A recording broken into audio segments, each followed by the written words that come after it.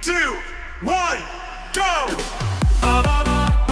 Di ba napapasayaw mga katits? Kinsa may mapapasayaw anang orasa diha. Amo kana ra mga nagdisco mo nay makasayaw anang orasa pero kani is last day duty maong napapasayaw in town. Unya medyo foggy atong biyahe karon and yeah. Same sa iyang pila ka adlaw nga duty no basta pang kadlawon or pang buntag iyang schedule. So mugikan ta og 2:30 unya ibilin ang sakyanan diri sa ilahang service center. Unya ang karon mga katits ang atong himuon ani nga to ang voice over is mag-observe ta sa kaning ilahang mga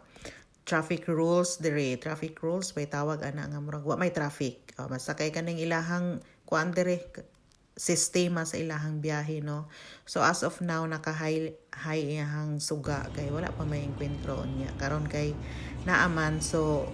ilaw na niya ang iyang kasugat diba automatic nilo po dayon sa iyang suga kay para dili ta magkurap-kurap no ang mga biyahero ani kabalo na pero napo tay uban nga wala pod so mo nang ato ang inform during a side niya kanang smiley diha o diba ni green siya niya ni smile kay ni follow speed limit nga 60 lang so dapat mo follow kita no kay og matikitan ta purya buyag pertig yung mahala unya na-notice na ko nga dili pod kayo busy ang dalan karon sa inganing oras sa mga alas 5 na ni siya diri mga katits gikan dito sa Bali na so mga nakabiyahe na mi og mga almost 2.5 hour na siya so dili ka siya busy kay Sunday man ni unya na mali day ko atong last time nga ingon ako mga katits nga naabot may after an hour kay gikan diri aning lugar paingon diri sa kaning ilahang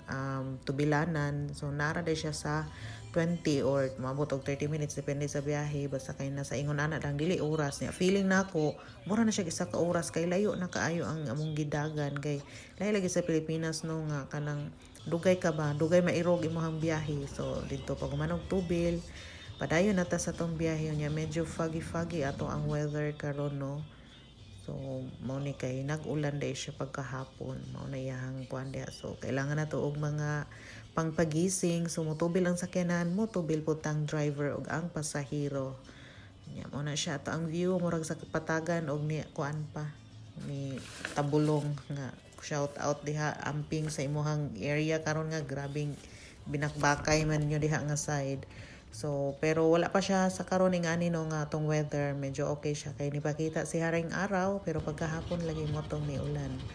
nya mo na siya mga katits di ba ma-observe nimo naagi siya nakabutang nga signage diha nga sa unahan na ay stopping bay so diha mo stop ang mga biyahero mga ingan labi na ingan mga dagkong sakyanan di lang ka kay mo hunong diha og asa nimo gusto so na siya naka-provide di ba makita nimo diha na siya naka-paint diha nga murag pa liko-liko so diha ka mo pundo para dili man disturbo ang uban nga kaning nagbiyahe nga padiretso lang unya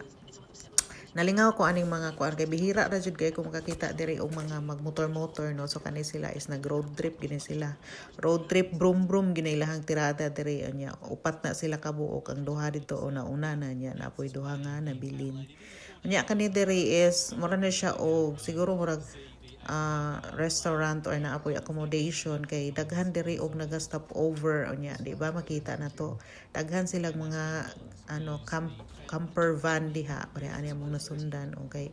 malingaw mo ning bisan og layo ang biyahe malingaw pud ko usahay kay wala man ni sa Pilipinas nang ingon ani no kanang maguyod-guyod na nila ang mga camper van kay sa kadako diri sa Australia unya mao ni ilahang hilig diri nga kanang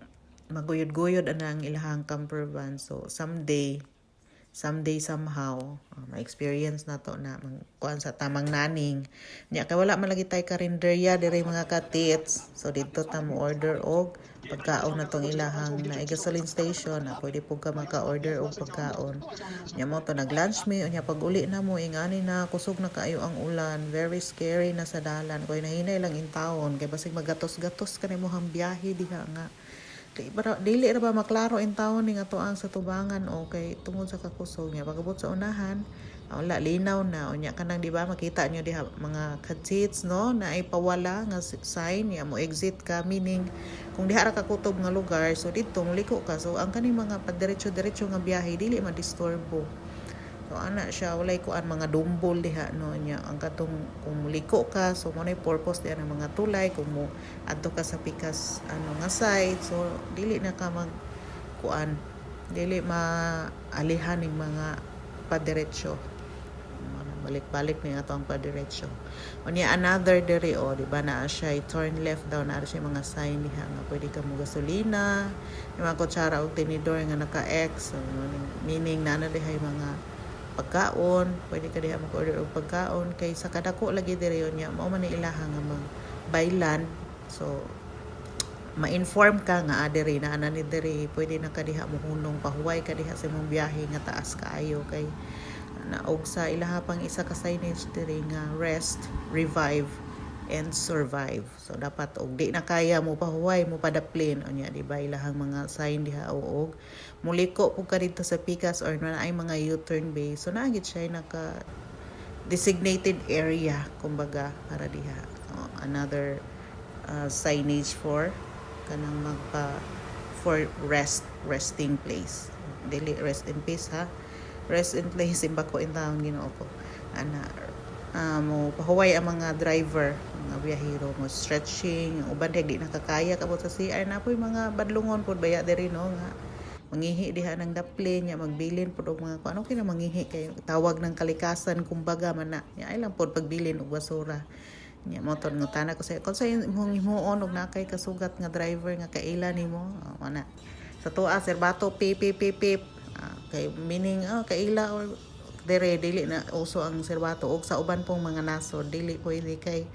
makabayad ta na mga katits so nya kani medyo nabalaka ko kay merging area man ni dire no so, medyo na piki po ng isa ka sakyanan dire nga hinay-hinay man po ng isa nga kay balong na ay nagsunod unya na ay mo merge unya di kadto sa Picas Way kay naa may kuan nagsunod pud nga sakyanan ay katapad pud ang isa so medyo na piki ta nabalaka ko pero okay ra man hinoon naka-survive rata mga katid. So nya inig after ni mo overtake, ana mobalhin jud ka diha sa wala. If left jud ka unless overtaking matod pa sa ilahang rules dire. Out diha sa to ang kugihan kayo mo tan-aw ug mo comment ano na atong video no si Len Mahusay Centillas. Thank you so much sis for watching all the time and kanang kugihan jud kayo mo comment ni siya unya di ba? O tan-awa natay nasundan na po ni overtake na po diha nga kaning unsa ni nagud-good and ayang boto diya ang iyahang giguyod no na pag gid siya signal no nga kanang dili pwede na maguyod lang kadihang murag kanggahan. So proper gid na ilahan na i-signal niya ang overtake balik sa imong pwesto so para tawhay itong biyahe ana ya kani karon kay siya man ang ni overtake medyo mabalaka ba ako kay feeling nako kadako ana murag duol na kay sa ko ang side unya makita niyo nang pula dihang kiblat mga katits so meaning ana is ang kaning iyahang gi-overtakean diri or naapay sakyanan sa iyahang kilid mo na siya niya akong gi-observe kung mo signal ba ning iyahang gi-overtakean nga mo blink nga meaning okay na ka mo balik sa imuhang side so ni blink ni siya dre mga katits ana na mga driver no kabalo na sila ana nga kuan pero sa Pilipinas medyo ma-confuse ko usahay kay na may uban nga mo blink unya mo go man kanang naabi taw encuentro ay kanang kuan ba kanang intersection so confusing siya nya mo na siya mga katits ako mga observation dili magid siya ingon nga 100% na perfect diri ang kuano pero at least siguro makaingon ko nga mga 80 to 90% maiwasan ang mga aksidente kay plastada man siya hanay ilahang kuan ba pamalaod diri ilang pamaagi nya hopefully sa Pilipinas in taon mo improve ta Ginoo ko maura na siya to ang mga observation mga katits. Thank you for watching again. Babush og amping ta sa atong biyahe kanunay mga higala. Bye-bye.